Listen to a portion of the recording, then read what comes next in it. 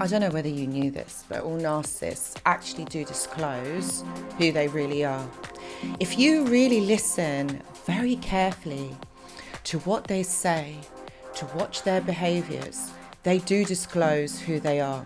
You might think that they are very clever, or they might think themselves that they are very clever and very good at being able to disguise who they are, what they are thinking. But when you know that someone is toxic and someone is narcissistic, that answers all the questions and you can see really what is going on.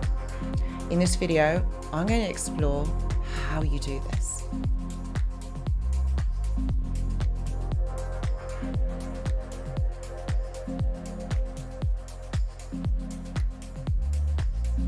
Hello my friends and welcome back. I hope that you're all doing really well. So today I'm going to be looking at how narcissists disclose who they really are. All right, we're going to explore a really fascinating topic about narcissists who eventually reveal who they really are. So we're going to be talking about the signs and the behaviors that give them away. They hide their true self only for their real personalities to slowly emerge after time. And this is what we're going to be looking at to try and unpack all of this. I know that time tells all and time reveals intentions and things. And I do get it. But this is what we're going to be looking at, certain aspects of this. Okay, and looking at why narcissists do this. You've got to understand that narcissism is a complex personality disorder. So when we're talking about disorders, we're talking about axis 1 kind of debilitating disorders that are actually untreatable but most probably manageable with medical treatment, with medication, but they're not curable. And I know a lot of you will disagree with me, so I welcome your opinions on this. But before we get into the video, I just want to say that I do go live on this channel at the end of every month. We do have like 1 or 2 lives in the month.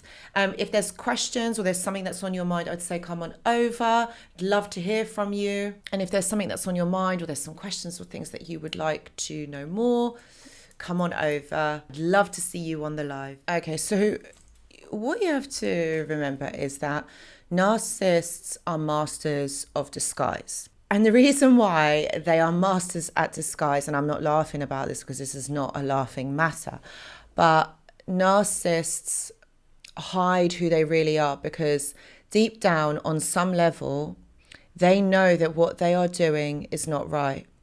They know that the way that they are behaving is wrong. And they are trying to hide that. They're trying to prevent someone else from seeing that, someone else knowing that. And the reason why is because they don't actually want that person to go. Meaning that they don't want this person to leave. They want to keep this person trapped in some sort of a dynamic. They don't want you to go. For them, it is imperative that they keep you because they get supply from you. Energetically, emotionally, psychologically, they need this. So you have more value to them than you realize. That's why they want to keep you around. That's why they disguise who they really are. The first thing that I want you guys to realize is that there are inconsistencies in their stories, in what they're telling you. Narcissists create this fantasy world. They live in this world of fantasy where there's a thin line between reality and fantasy.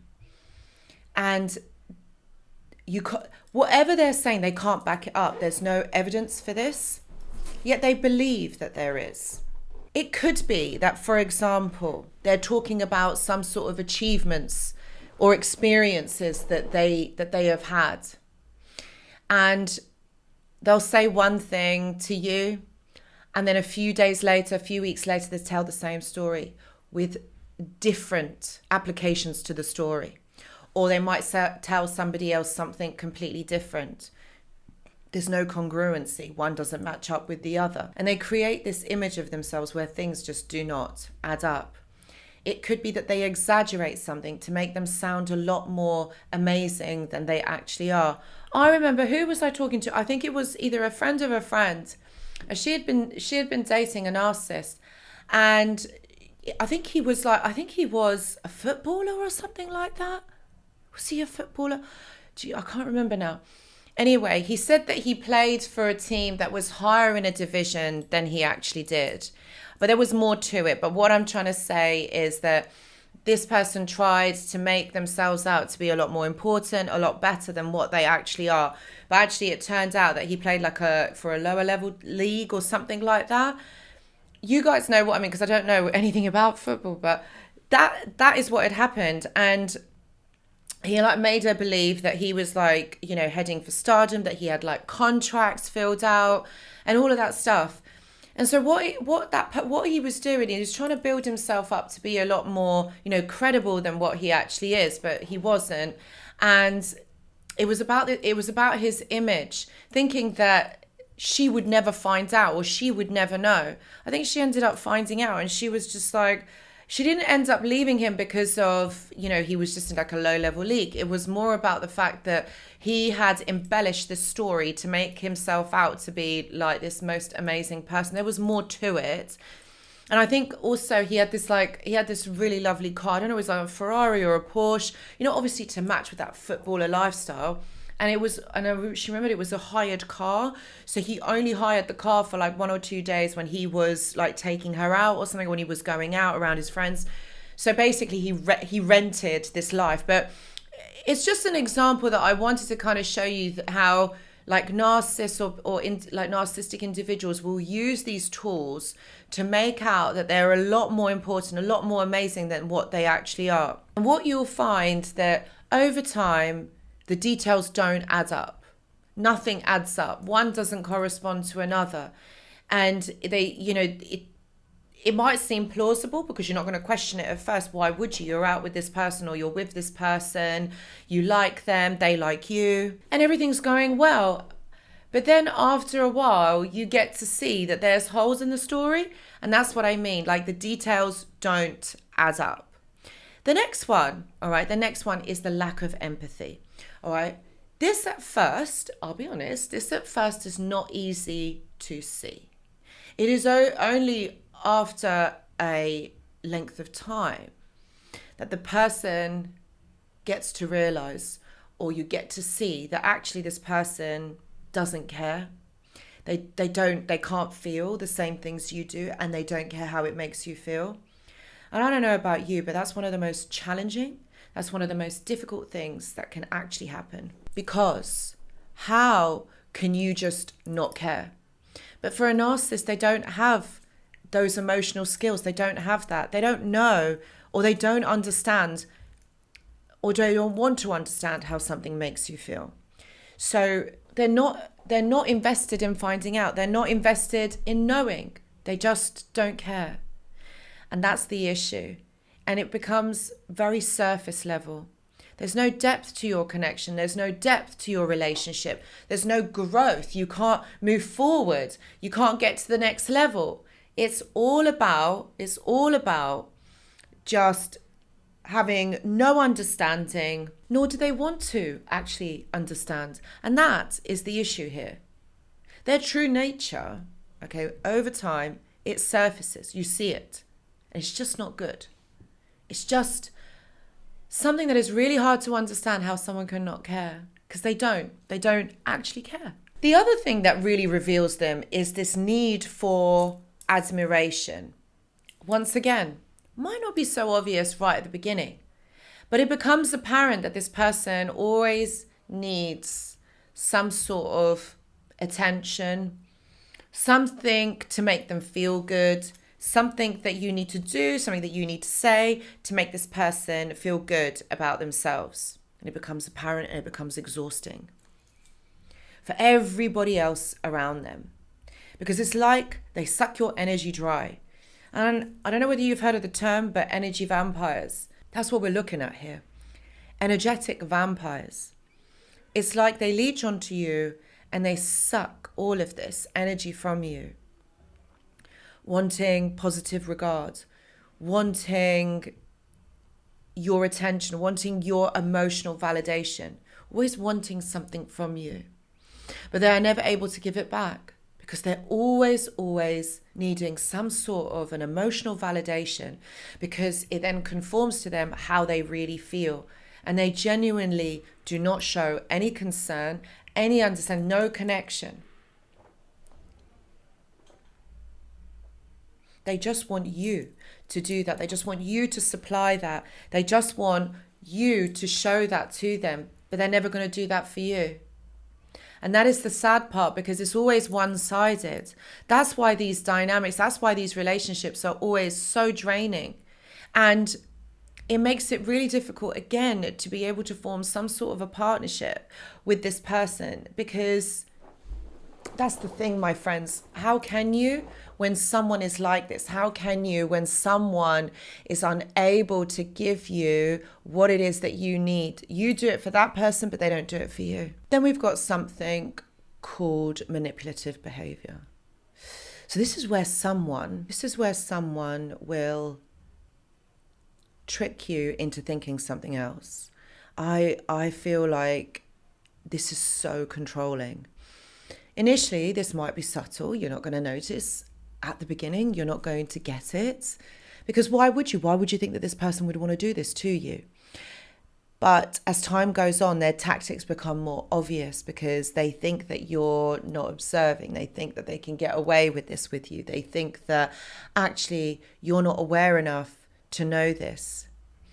But their behavior ultimately is to trick you in some way.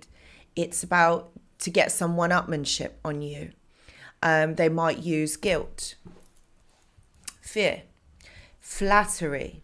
Flattery is another one that they use, yes, to get what they want in revealing their manipulative nature.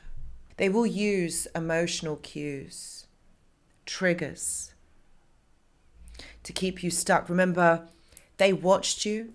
They know your facial expression, your body language. They know. And they've studied you, and they will use that against you, because they do this especially because, again, they have a lack of empathy. They have no respect for you, and they want to get what they want to get. So this manipulation has huge gains for the narcissist, because ultimately they get to keep you stuck. They get to keep you in that place where you are unable to move forward. Next, we have the entitlement. Narcissists love this one. Okay, or toxic people love this one, because they feel that they can do that to you. They feel that it's all right to do that to you. They feel that why shouldn't they be allowed to do that to you? And that's the whole thing with entitlement, is when someone else feels that they can do whatever they want, say whatever they want to you, and get you to conform. It's almost like they feel that you deserve it, or that you need it, or that should happen to you. And this is where it is an issue. This is where it becomes a problem, because they're not going to listen to reason. They're not going to care why you're saying it. They're not even going to consider your point of view as to why you are feeling like this. So they become entitled. They think that they deserve some sort of special treatment to this situation. And what will happen is that they will then become resentful of you if you are not still giving in or not allowing them to behave in that way. And their sense of entitlement, right? This is the big indicator, because this is what really exposes them in the end, is the fact that they become more pronounced over time, revealing their true character. The next one is rage and aggression. This is a really telling one. This can really expose them, because nobody goes from 0 to 100 in the way that a narcissist does, with their rage fits, with their aggression. It's all over the top. Like, a lot of us would have noticed this and thought, oh my God, like, this is so over the top. Like, why is someone behaving like this? But they do this because ultimately they're not able to control themselves emotionally. So they do this because they think they're clever. They think they know how to control their emotions, but they don't. And when someone is not doing what they want them to do, or not conforming, they meet that person with rage. They meet that person with aggression. And that's the issue. That is the actual issue, is that they don't know how to or they at that point when they reach the aggression, when they reach the rage, when they reach that anger point, that's when they reach that threshold and they cross it, and they don't know how to be able to calm themselves down. They don't know how to self-soothe, have this intensity about them, and they don't know how to control it. And it goes from one end of the spectrum to the other. And the rage and aggression is very much where the ego is threatened, because they're not getting what they want from that person, and they don't know at that point or in that moment how to manipulate that person to get what it is that they want. So that's why you're met with intense anger and aggression. So their volatile behavior is a clear sign of their underlying narcissism, and that is what really exposes them. So what can you do if you suspect someone you know is a narcissist? Here are a few tips. The first thing I would say to you is trust your instincts. Okay, your instincts, your intuition is never wrong. Okay, and if you feel like there is some sort of uncomfortable or negative feelings surrounding this person, I really would encourage you to trust your intuition. You need to pay attention. Narcissists often rely on others doubting their own perceptions. And listening to your gut can really help you to recognize the warning signs really early on. I would also suggest that you set boundaries. This is all about protection. And I know that a lot of people, like a lot of clients, when I say to them, you need to set boundaries, you need to be able to protect yourself. But this isn't about being rude. This isn't about being selfish. This is about you actually sticking up for yourself, putting your own needs first. And if that means that you have to be stern with a few people, then you need to be stern with a few people, because the worst thing that you can do is just allow someone to walk all over you. That's not what should be happening. And you've got to remember that the only people that you would be putting boundaries in place is the people who do not respect you. So you have to put boundaries in place. Be aware and make it clear what behaviors are acceptable and what aren't. I would also suggest seek support, perhaps maybe someone who understands. I also offer one-to-one consultations. The details are in the description box. Perhaps maybe speaking with some friends or with some family. Know that you don't have to do this alone. I think this would really help you. Having a support system can make a really significant difference between staying stuck in something like this and this type of dynamic to the one where you are able to leave and be safe. So I really hope that this video helps to highlight a few things for you. I know it's not easy because it's really challenging when you do find yourself in these types of dynamics with a narcissist or with a narcissistic individual, but know that they always expose themselves in the end. They always do show their true selves, because if you are not authentic, eventually all of those behaviors do come out and people do see. But the narcissist wants to keep you trapped. So I really do hope that you found this video interesting. Please do like the video, please do share it, and please do consider subscribing to the channel if you have enjoyed this video. For more insightful videos on narcissism, on relationships and personal growth, hit the subscribe button and turn on the notifications, and I will see you next time in the video.